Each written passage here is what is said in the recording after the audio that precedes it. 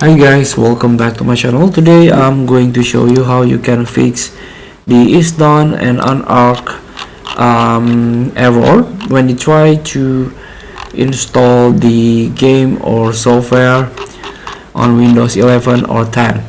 So I can get this answer and I already tried it from answer.microsoft.com. In order to fix is done and unarc.dll, you can try to increase your Windows page file or virtual memory. So is done and unarc.dll error in Windows 10 or 11 is mostly related to the installation of PC games as well as a program of large size. Large games or program have compressed data which is unpacked in your hard drive during installation. This eats up your PC RAM as well as hard drive. While installation, if your PC RAM or hard disk doesn't have sufficient memory to handle the process, your PC may throw this error. So you can try increase Windows page file or virtual memory. You can hold Windows key and R key in order to open sysdm.cpl. You can click OK.